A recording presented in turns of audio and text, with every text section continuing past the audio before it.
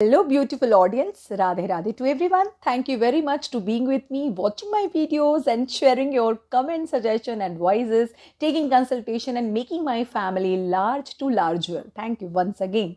This is Rashmi Sinha, numerologist, Vasu consultant, and parent counselor, and giving you lots of blessing for being with me. सो आज के मैं नए topic के साथ फटाफट रेडी हो चुकी हूँ और आज का टॉपिक है मोबाइल न्यूमरोलॉजी किसके लिए सबसे ज़्यादा प्रॉब्लमेटिक होती है। मैं बताऊँ, गैस कीजिए। सबसे ज़्यादा मुश्किल होती है जो बच्चे 2000 साल के बाद पैदा हुए हैं, क्योंकि 2000 के साल में बहुत सारे नंबर्स उनको मिल ही नहीं पाए। और उसके बाद भी जो बच्चे पैदा हुए 2001 में, 2 में और उसके बाद, उन्होंने बहुत सारे नंबर्स ऑटोमेटिक मिस कर दिए अपनी ग्रिड में। ऐसे में मोबाइल नंबर क्या इनफ है उनके लिए? क्या उनके मोबाइल नंबर से उनका करियर, उनके रिश्ते या उनके लाइफ में आने वाली हेल्थ, मेंटल एग्जाइटी, इन सब चीज़ों को कंट्रोल किया जा सकता है? जी हाँ, बिल्कुल किया जा सकता है। डू नॉट वरी, मैं हूँ ना। साथ ही साथ क्या ये भी काम करता है कि अगर मोबाइल नंबर चेंज करें, साथ साथ अपने सिग्नेचर को डिज़ाइन करें, अपना एक अच्छा सा नाम डिज़ाइन करें, या रिस्ट वॉच पर भी ध्यान दें? क्या ये सब साइंसेस भी रेमीडियल हैं? इसका भी जवाब आज के वीडियो में मिलेगा। और मिसिंग नंबर्स अगर ना हो, हमारे ग्रिड में कुछ नंबर जो मिसिंग होते हैं, तो अगर हम मोबाइल नंबर में भी ना लेना चाहें तो क्या वो सही है या उन्हें लेना ही पड़ेगा हमें? और कैसे करते हैं मोबाइल न्यूमरोलॉजी के मेन इंसाइट्स क्या हैं उसके, कैसे डिसाइड किया जाता है इस चीज़ को बारे में आज हम थोड़ी और जानकारी इस वीडियो के थ्रू लेते रहेंगे। आप सभी का बहुत बहुत स्वागत कि मोबाइल न्यूमरोलॉजी को आप अपना रहे हैं। मैं एक बात बता दूं, आज के ज़माने में रोटी कपड़ा मकान शायद काम ना करे, but mobile is a very big asset. अगर एक लड़का या लड़की यंग है तो उनका कंटेंट डिफरेंट होगा, कोई मैरिड होंगे तो उनका कंटेंट डिफरेंट होगा, अगर कोई कमिटेड होंगे तो उनका कंटेंट डिफरेंट होगा।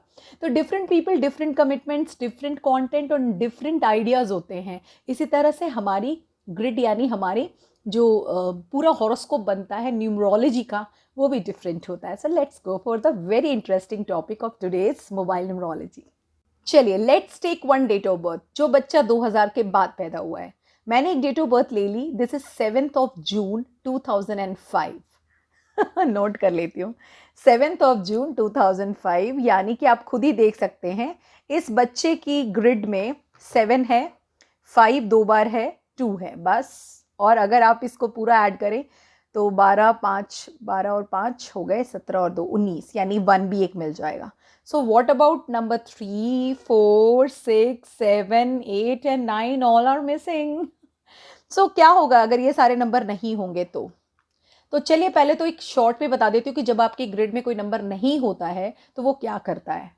वो लैक करता है उसके बेनिफिट्स को। सपोज कीजिए आपके ग्रिड में नंबर 1 है ही नहीं, तो क्या होगा? आप करियर को लेकर के प्लान नहीं कर पाएंगे, आप में करेज की कमी होगी, आप हमेशा जीवन में कोई भी चीज़ सोचेंगे और सोचते ही रहेंगे, उसके लिए स्टेप्स तो लेते ही नहीं है। नंबर 2 अगर मिसिंग होता है तो वैसे लोग रिश्तों में कभी भी बंध नहीं पाते। रिश्तों में उनको किसी से इमोशनल फीलिंग्स को ट्रांसफ़र करने में या फिर हमेशा किसी थर्ड पार्टी से इन्फ्लुएंस भी होते रहते हैं ऐसे लोग। उनका खुद का कोई बेस नहीं होता है। नंबर 3 मिसिंग हो तो लक फैक्टर भी नहीं होता और लर्निंग में बहुत प्रॉब्लम आती है। नंबर 4 मिसिंग हो तो आप सिस्टमैटिक बिल्कुल नहीं होंगे, कभी भी ऑर्गेनाइज होकर कोई काम नहीं करेंगे और कभी भी कोई काम प्लान नहीं करेंगे बिफोर हैंड।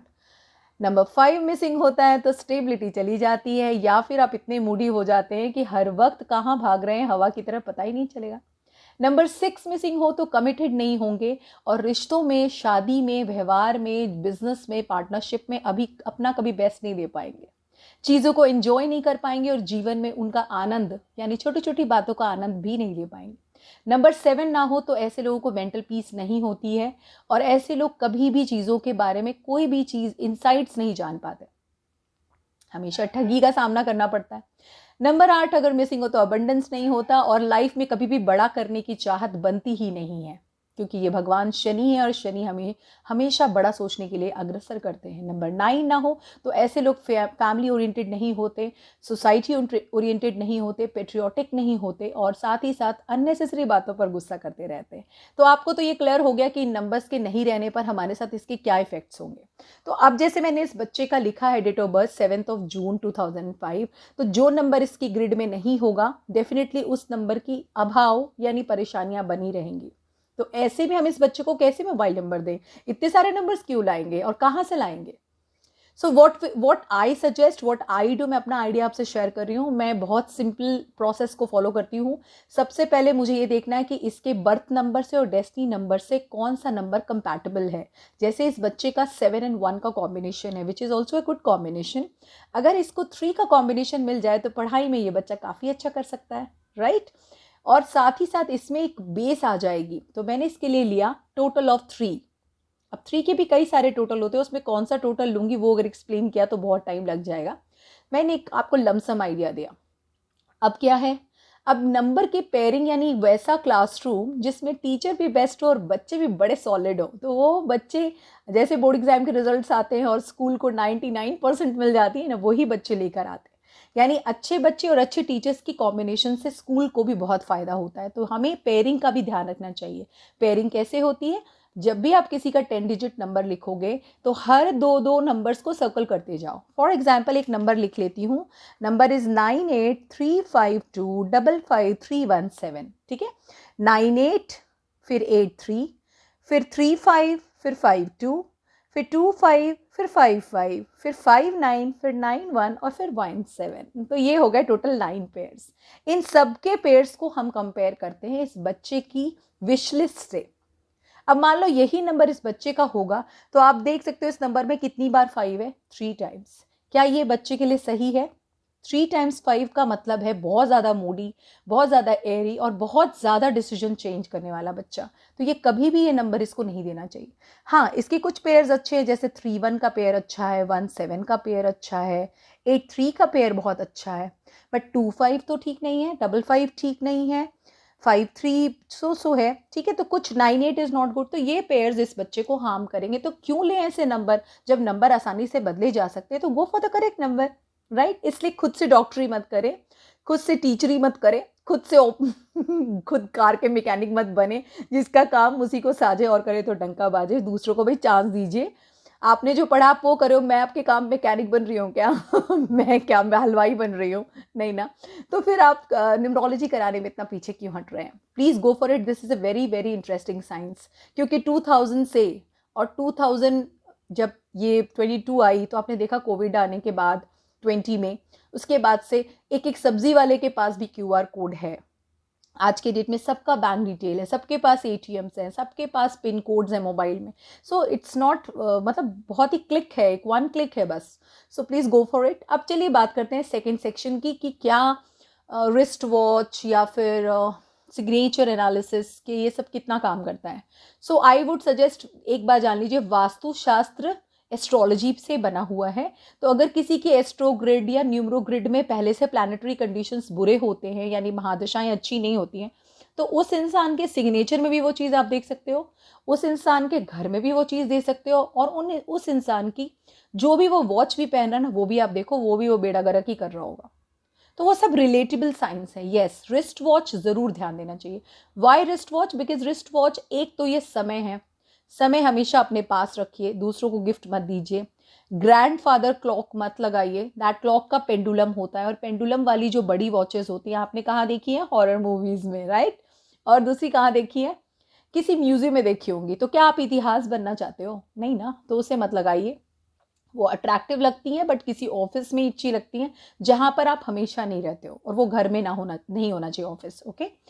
थर्ड, जो वॉच आप पहनते हैं, प्लीज़ उसका कलर साइंस आपके न्यूमरो चार्ट से रिलेट होता है। तो अगर आपका न्यूमरो चार्ट बनेगा तभी पता चलेगा आपके लकी कलर्स कौन से हैं, और उनके कलर्स के हिसाब से आप घड़ी पहन सकते हैं। उसके लिए मैंने ऑलरेडी एक वीडियो बनाया, आप देखिएगा, लकी कलर वाला। साथ में कैसे रिस्ट वॉचेस को फेवर करें वो भी आप देख सकते हैं, इसमें प्लेलिस्ट भी है। लेकिन फिर भी अपने लिए पर्सनलाइज रीडिंग के लिए आपको कंसल्टेशन ही बुक करनी पड़ती है, तभी आपको एग्जैक्टली पता चलता है कि आपके लिए कौन सी घड़ी या कौन सा नंबर, मोबाइल नंबर जो है वो हेल्पफुल है। अब आते हैं बात सिग्नेचर पर। Yes, signature is a mirror of your image. When जहां आप नहीं भी जाते हो ना, वहां सिग्नेचर चला जाता है। आप देखिए, 3-4 तरह के सिग्नेचर तो बिल्कुल नहीं करने चाहिए। फर्स्ट, वैसे सिग्नेचर जिसमें बहुत सारे सर्कल्स हैं, ऐसे लोग अपने आप को बाउंड्रीज में बंद कर देते हैं। सेकेंड, वैसे टाइप के सिग्नेचर जो डिक्लाइंड फॉर्म में, यानी ऊपर से नीचे आ रहे हैं, ये भी अच्छे नहीं होते, ये आपकी डी ग्रोथ को दिखा रहे हैं। थर्ड, वैसे सिग्नेचर जिसमें आपने अपना खुद का नाम लिखा और उसके पेट को कट कर दिया, स्क्रिबल कर दिया। इसका मतलब आपने अपनी पर्सनालिटी को ही क्या कर दिया? डिस्ट्रॉय कर दिया। और फोर्थ वैसे सिग्नेचर जिस सिग्नेचर को आप बाइलिंगुअल लैंग्वेज में करते हैं, यानी शुरू का अक्षर हिंदी में अ और बाकी अवसर को आपने VASR लिख दिया। बाइलिंगुअल लैंग्वेज में भी सिग्नेचर्स नहीं करने चाहिए। सिग्नेचर्स क्लीन रखिए, कोई VIP सिग्नेचर नहीं होता, कोई भी VIP नंबर नहीं होता। आप खुद एक VIP हो, अपने आप को VIP ट्रीट कीजिए, अपनी वैल्यू खुद समझिए। किसी से आपको कोई कॉपी करने की कोई ज़रूरत नहीं है। What the legends are doing, what celebrities are doing, what cricketers are doing, they are doing by themselves ना, they are doing for them, मतलब उनके अपने अच्छे के लिए कर रहे हैं वो। उन्होंने तो आपसे आके आइडिया लिया नहीं है, तो why are you taking ideas of them? So go for your own ideas and your own analysis.